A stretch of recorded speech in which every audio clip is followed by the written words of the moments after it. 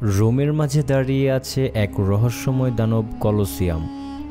একসময় এখানে গর্জে উঠত হাজার হাজার দর্শকের চিৎকার, আর জীবন মৃত্যুর লড়াই করত গ্ল্যাডিয়েটররা। খ্রিস্টীয় প্রথম শতকে তৈরি এই বিশাল আরেনার একসাথে বসতে পারত 50,000 মানুষ। নিচের সুড়ঙ্গগুলোতে লুকিয়ে থাকত বন্যপ্রাণী আর যোদ্ধারা। মাত্র কয়েক সেকেন্ডেই উঠত মৃত্যুর মঞ্চে। ভূমিকম্পে ভেঙেছে অনেক অংশ, তবুও কলোসিয়াম আজও দাঁড়িয়ে আছে রোমের সবচেয়ে শক্তিশালী ইতিহাস হয়ে। কলোসিয়াম হলো ইতালির রোম শহরে অবস্থিত একটি সুবিশাল উপবৃত্তাকার অ্যাম্ফিথিয়েটার বা খোলা মঞ্চ, যা মূলত গ্ল্যাডিয়েটরদের লড়াই, পশুর শিকার ও বিভিন্ন জনসমাবেশের জন্য ব্যবহৃত হতো। এর আদি নাম ছিল ফ্ল্যাভিয়ান অ্যাম্ফিথিয়েটার এবং এটি প্রাচীন রোমান সভ্যতার একটি বিখ্যাত স্থাপত্য। আজকের ভিডিওতে আপনাদেরকে জানাবো রোমান সাম্রাজ্যের পরিচয়বাহী এক স্থাপত্যের কথা, যার নাম হচ্ছে কলোসিয়াম। আমার চ্যানেলে নতুন হয়ে থাকলে আপনারা লাইক, কমেন্ট, সাবস্ক্রাইব করে অবশ্যই পাশে থাকবেন। ক্রিকেট কিংবা ফুটবল সহ পৃথিবীর সকল জনপ্রিয় খেলাই বিশ্বের বিভিন্ন স্টেডিয়ামে অনুষ্ঠিত হয়ে থাকে। বার্সেলোনার ন্যু ক্যাম্প বা ইংল্যান্ডের লর্ডস ক্রিকেট গ্রাউন্ডের মতো স্টেডিয়ামগুলোর সাথে খেলাগুলোর ঐতিহ্য জড়িয়ে আছে। বিভিন্ন ঐতিহাসিক মুহূর্তের সাক্ষী এই স্টেডিয়ামগুলো। শুধু খেলাধুলার মধ্যেই আটকে নেই এই স্টেডিয়ামগুলো। দর্শনীয় স্থান হিসেবে এগুলোতে প্রতি বছর হাজার হাজার পর্যটক ভ্রমণ করে থাকেন। এসব স্থান থেকে যখন কেউ দুর্দান্ত ব্যক্তিগত পারফরমেন্স উপহার দেন, তখন সেগুলো আলাদাভাবে মূল্যায়িত করা হয়। যেমন কেউ যদি লর্ডসে সেঞ্চুরি করেন কিংবা কোনো ফুটবলার যদি নো ক্যাম্পে গিয়ে হ্যাটট্রিক করে বসেন, নিশ্চিতভাবেই এইসব ব্যক্তিগত পারফরমেন্সকে আর 8-10টা পারফরমেন্সের তুলনায় আলাদা নজরে দেখা হবে। স্টেডিয়াম বা সেই ধরনের স্থাপনাগুলোতে গিয়ে একসাথে অনেকজন মানুষের একত্রে বসে খেলা দেখা বা দর্শনীয় কিছু উপভোগ করার ধারণা একেবারে নতুন কিছু নয়। প্রাচীনকাল থেকেই এটি হয়ে আসছে। প্রাচীন রোমে স্টেডিয়াম ঘরানার স্থাপত্যে জড়ো হয়ে একসাথে প্রায় 50,000 মানুষের গ্ল্যাডিয়েটরদের সাথে হিংস্র পশুদের রোমাঞ্চকর লড়াই উপভোগ করত। জি, ঠিক শুনেছেন, আজ থেকে প্রায় 2000 বছর আগে 50,000 মানুষ একসাথে বসে শিকার কিংবা লড়াই উপভোগ করতে পারতেন। অবিশ্বাস্য হলেও এটাই সত্যি। আজকে থেকে 2000 বছর আগে বিজ্ঞানের খুব বেশি অগ্রগতি ছিল না। বিজ্ঞান তখন মানব জীবনে খুব বেশি প্রভাব বিস্তার করতে পারেনি। তখনকার প্রযুক্তি খুব বেশি উন্নত ছিল না। তারপরও একটি অভিন্ন স্থাপনায় 50,000 মানুষকে জায়গা দেয়া এবং কোনো দুর্ঘটনা ছাড়াই প্রায় 500 বছর কাজ চালিয়ে যাওয়া রোমানরা বিখ্যাত কলোসিয়ামের মাধ্যমে সেই অসম্ভবকে সম্ভব করেছিলেন। একটু ইতিহাসের দিকে তাকানো যাক। রোম যখন পুড়ছিল, নিরো তখন বাঁশি বাজাচ্ছিল। এরকম একটি প্রবাদের সাথে আমরা প্রায়ই পরিচিত। প্রবাদের এই নিরো ছিল রোমান সাম্রাজ্যের সবচেয়ে ইস্পাতদৃঢ় নেতাদের একজন, সম্রাট নিরো। প্রবাদে যেরকম বলা হয়েছে যে রোম নগরী যখন পুড়ছিল তখন তিনি বাঁশি বাজাচ্ছিলেন। এটা নিয়ে বেশ বড় বিতর্ক রয়েছে, আমরা সেদিকে যাচ্ছি না। বাস্তবে সম্রাট নিরো ছিলেন একজন প্রচণ্ড ক্ষমতালোভী ব্যক্তি। সিংহাসনে বসার ক্ষেত্রে তার আপন ভাই ব্রিটানিকাস বাধা হয়ে দাঁড়াতে পারে। এই ধরনের অনুমান থেকে তিনি তার আপন ভাইকে বিষ প্রয়োগের মাধ্যমে সুপরিকল্পিতভাবে হত্যা করেন। পরবর্তীতে মায়ের সাথে ঝামেলা হওয়ায় তিনি তার মাকেও হত্যা করেন। কিন্তু তার অত্যাচারী শাসনের রোমের সিনেট একসময় তাকে জনগণের শত্রু হিসেবে আখ্যায়িত করে। তিনি প্রাসাদ ছেড়ে পালিয়ে যান। পরবর্তীতে মাত্র 30 বছর বয়সে আত্মহত্যার মাধ্যমে তার জীবনাবসান ঘটে। সম্রাট নিরোর শাসনামলে রোমান জনগণের তীব্র জনরোষ থেকে বেশ কয়েকটি গৃহযুদ্ধ বেঁধে যায় এবং নানা চড়াই উতরাই পাড়ি দিয়ে শেষ পর্যন্ত ভেসপাসিয়ান নামের একজন ব্যক্তি রোম সাম্রাজ্য শাসনের দায়িত্ব গ্রহণ করেন।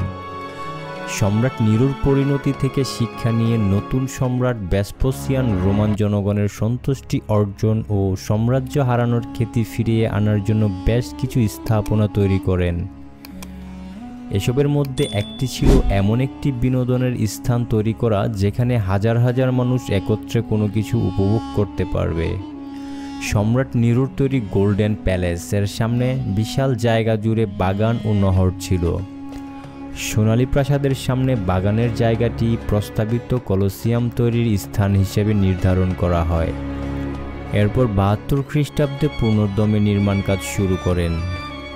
বিখ্যাত এই স্থাপনার পরিকল্পনাকারী কে ছিলেন এটা আসলে জানা যায়নি।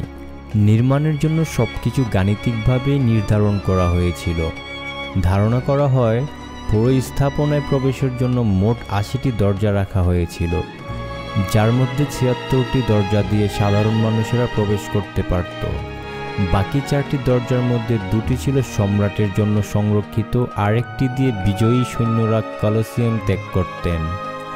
অপরটি দিয়ে হিংস্র পশু, মৃতদেহ কিংবা পরাজিত নিহত সৈন্যদের লাশ সরিয়ে ফেলা হতো। কলোসিয়ামের ভেতরে যেখানে গ্ল্যাডিয়েটররা যুদ্ধে লিপ্ত হতেন তার মেঝেতে বালির পুরো স্তর রাখা হয়েছিল, যাতে করে তা রক্ত শুষে নিতে পারে। যেখানে খেলা কিংবা লড়াই অনুষ্ঠিত হতো তার সবচেয়ে কাছাকাছি থাকত সম্রাট ও তার পরিবারের সদস্যরা। সমাজের বিভিন্ন শ্রেণীর অনুযায়ী আসনের ক্ষেত্রে তারতম্য ছিল। প্রায় ৪৫,০০০ দর্শকের জন্য বসার স্থান ছিল, আর বাকি ৫,০০০ দর্শককে দাঁড়িয়ে থাকতে হতো।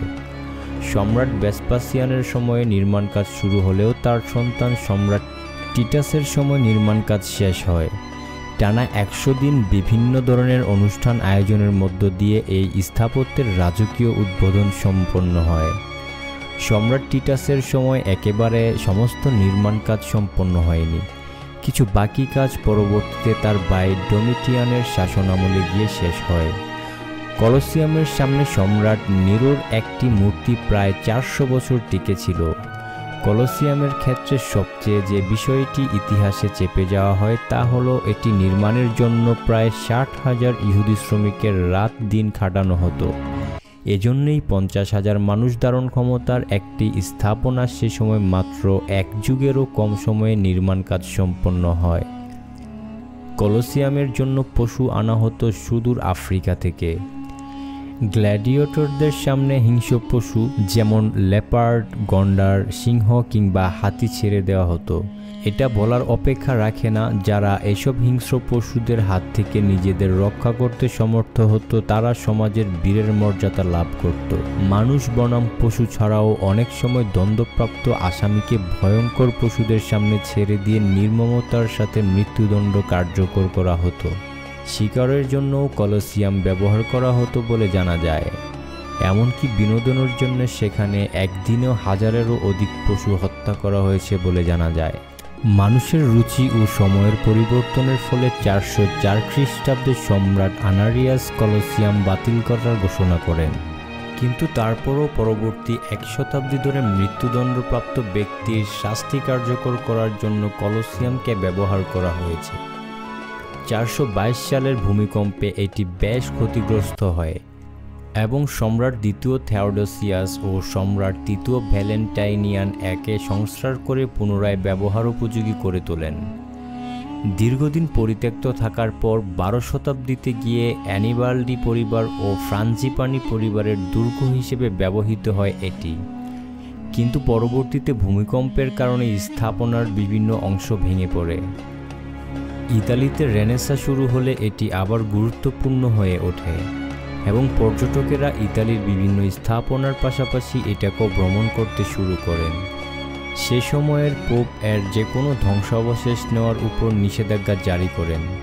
পরবর্তীতে ইতালির বিভিন্ন সরকার এই মহামূল্যবান স্থাপত্য সংরক্ষণের জন্য রাষ্ট্রীয়ভাবে উদ্যোগ নেয়। ১৯৯০ সালের দিকে একে সংস্কারের মাধ্যমে আরও দর্শনীয় করে তোলা হয়। এটি বিশ্বের সপ্তাশ্চর্যের একটি হিসেবে স্বীকৃতি লাভ করে। বর্তমানে প্রতি বছর লাখ লাখ পর্যটক এই স্থাপত্য দেখতে যান। কলোসিয়াম কারো কাছে ছিল নিছক বিনোদনের কেন্দ্র, আবার কারো কাছে ছিল মানবতা বুলুণ্ঠনের জায়গা। আসামিদের অত্যন্ত নির্মম কায়দায় মেরে ফেলা হতো এখানে, যার মাধ্যমে অন্যান্য রোমান আদিবাসীদেরও সতর্কবার্তা দেয়া হতো। রোমানরা সেই সময়েই এই একটি স্থাপনার মাধ্যমে পৃথিবীবাসীর সামনে নিজেদের শ্রেষ্ঠত্বের প্রমাণ দিয়েছিল। সপ্তাশ্চর্যের আরও একটি নিদর্শন মাচু পিচু জর্ডানে অবস্থিত। আর মাচু পিচু সম্পর্কে আপনারা বিস্তারিত জানতে আমাদের এই ভিডিওটি দেখুন। আমাদের চ্যানেলে নতুন হয়ে থাকলে অবশ্যই লাইক, কমেন্ট, সাবস্ক্রাইব করবেন এবং বেল আইকনে ক্লিক করে দিবেন।